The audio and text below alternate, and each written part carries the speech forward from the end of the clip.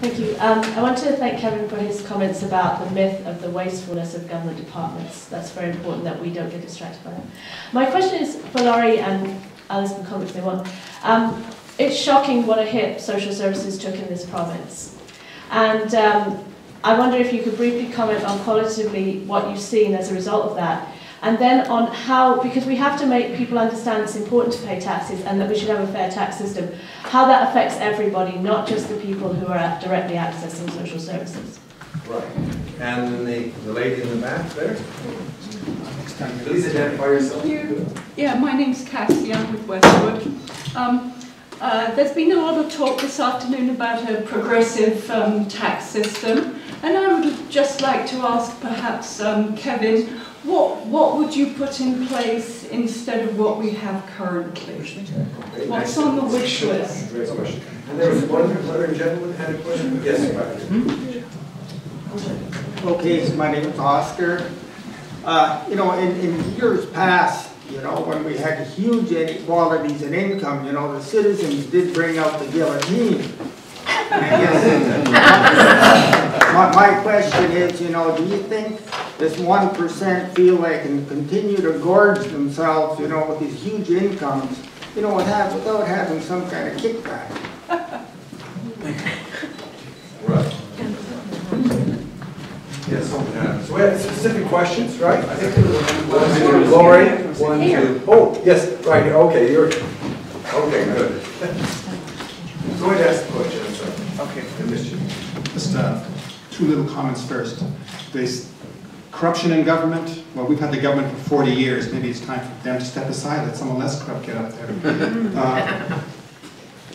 I agree. I was asked Kevin, when we hear about these oil CEOs and execs flying in private planes and going to the Oilers in the boxes, I assume the taxpayer is paying that, right? It's all a write-off? Yeah. So my other question is it possible to have a progressive or left-wing radio station? I mean, I hear some from the States occasionally. That's what we need. CJSR. Absolutely. Yeah. Absolutely. Right, so there's specific questions, I think, to Lori, to Kevin, and then Shannon, if you feel like you want to add to it, go right ahead. Okay, thank you, Erica, for that question. Yeah, I mean, I think social services has been, especially dramatically when Klein was in office, significantly cut. And so the government has had to do things differently. And so I was working as a social worker within child welfare, you know, in that time period. And what the government is doing and continuing to do to be able to serve in some way vulnerable and marginalized Albertan is to contract out.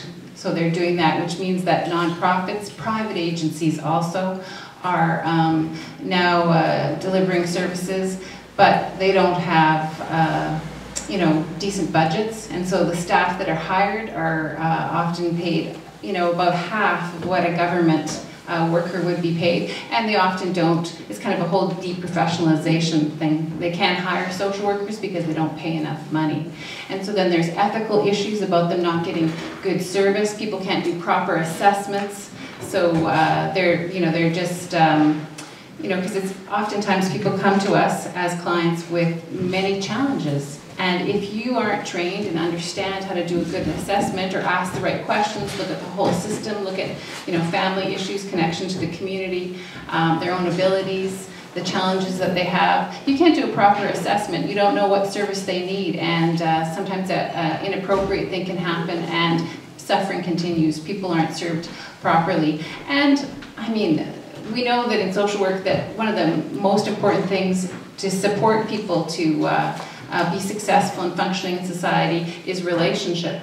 And so retaining staff is a significant issue. If we look again at child welfare, they have a revolving door. They can't keep people in because caseloads are so high. The work environment is so negative that people feel they can't do fair service and, you know, choose to leave or burn out because it's so difficult. So the workers themselves are suffering, and then how, if they're not in a strong, empowered position, how can they support people who are also in more significantly dire straits. So it's really been, I think a devastation to our services for people who, have these barriers that we just talked about earlier, that there's not a level playing field and we need to support them. So I think it's, it's disheartening. I think that, a lot of people working in social service are discouraged, and just the significant suffering of people. And that creates more social issues, right? If people aren't supported to overcome things, then they can continue down a negative road, and that could mean incarceration, which costs a lot of money, or it could mean family breakup. Families are so stressed. It could be becoming addicted to substances. All sorts of social ills can come from that. And if we could have supported them earlier on, things could have changed. So, it's disheartening for me as a professional to see that. And of course, we care about our neighbors. We care about the person that lives next door to us that's having some challenges. And but these are things that we need to deal with collectively, and we can't just as individuals take care of everybody. We need to have a fair and just society that cares for people with challenges collectively. So it's disheartening for sure, from my perspective as a social worker. Sure. I didn't, is it Katiana? Cassie. Oh, Cassie, I wasn't terribly close. Sorry, Cassie. You asked about what changes I would propose, and I just want to go back. These kinds of numbers came up in a couple of, I think, both the other presentations by Laurie and Shannon, but this is an actual quote, and this leads to an answer to your question. This is from the budget speech delivered by Lloyd Snellgrove. I was sitting in the legislature listening to him, February 24th, 2011. And this is the quote that struck me most. Quote, with any other provincial tax system, Albertans and Alberta businesses would pay at least $11 billion more in taxes each year. End quote. In other words, we could go from being the absolute lowest to tied for lowest, and raise $11 billion, which would preclude the need for cuts and allow us to supplement the Heritage Fund just by duplicating the tax systems in provinces like BC or Saskatchewan. So a quick, simple solution would be just to pick the next lowest province and adopt their tax system. More specifically, I think that an increase in corporate taxes and a progressive tax system, and this goes, I think, to Edda's question, how do you sell a progressive tax system to people? The people it affects are, depending on how you set up the system, at higher incomes. So you might have the income tax level increase, the bracket go up over an income of $100,000 or $150,000. And then it could go up again at $250,000. And so most Albertans are well below that. Most Albertans get it. It's not going to, you could stay at the same 10% tax rate for average income people.